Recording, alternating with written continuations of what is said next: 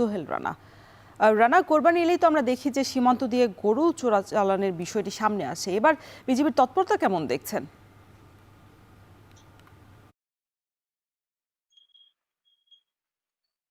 রওশন, শুরুতে আপনি যে বিষয়টি বলছিলেন যে আসলে ভারতের পশ্চিমবঙ্গের যে বিধানসভা নির্বাচন পরবর্তী হিলি সীমান্ত সহ এই জয়পুরহাট ব্যাটালিয়নের আওতায় যে সীমান্তগুলো রয়েছে সেই সীমান্ত দিয়ে অবৈধ অনুপ্রবেশ ঠেকাতে বিজিবির পক্ষ থেকে বাড়তি সতর্কতা জারি করা হয়েছে এবং বিজিবির যে গোয়েন্দা নজরদারি এবং টহল জোরদার সেটি আমরা দেখি যে বাড়ানো হয়েছে। এছাড়াও আপনি যে প্রশ্নটি করছিলেন যে আসলে কুরবানি ঈদকে সামনে রেখে প্রতি বছর যখন কিছু একটি অসাধু চক্র কিন্তু যে কুরবানির পশু সেটি কিন্তু চোরাচালানে ব্যস্ত হয়ে যায়, সেটি ঠেকাতেই কিন্তু বিজিবির পক্ষ থেকে কঠোর নজরদারি কিন্তু নেওয়া হয়েছে বলে আমাদেরকে জানিয়েছেন জগন্নাথ 20 বিজিবি ব্যাটালিয়নের যে অধিনায়ক রয়েছেন লেফটেন্যান্ট কর্নেল লতিফুল বাড়ি। তিনি কিন্তু আমাদেরকে নিশ্চিত করেছেন যে আসলে কুরবানি ঈদের আগে কোনো ধরনের এই সীমান্ত এলাকা দিয়ে পশু বাংলাদেশে প্রবেশ করবে না, সেই জন্য তারা কিন্তু বেশ সতর্ক অবস্থানে রয়েছে এবং পোস্ট গুলোতে বিজিবির যে সদস্য সংখ্যা সেটি কিন্তু বাড়ানো হয়েছে। এছাড়াও তিনি যেটি বলছেন যে আসলে এই যে ভারতের বিধানসভা যে নির্বাচন হয়েছে, নির্বাচন পরবর্তী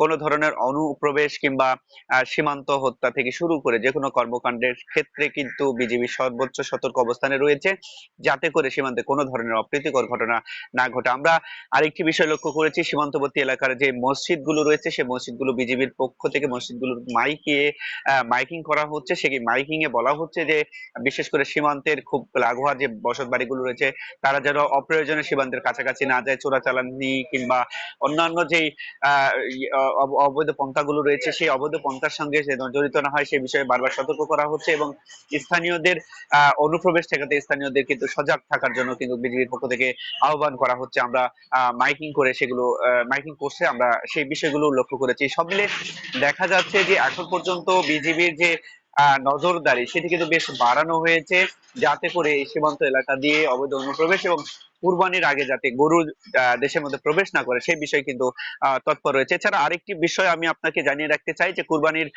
পরবর্তী সময় যে চামড়া পাচার রয়েছে সেই চামড়া পাচার রোধেও কিন্তু বিজিবির পক্ষ থেকে প্রতি বছর নজরদারি বাড়ানো হয়।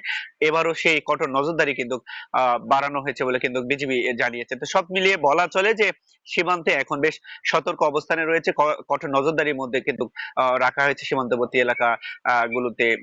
রওশন। হিলি সীমান্তে বিজিবির নজরদারির সার্বিক পরিস্থিতি জানাচ্ছিলেন সোহেল রানা।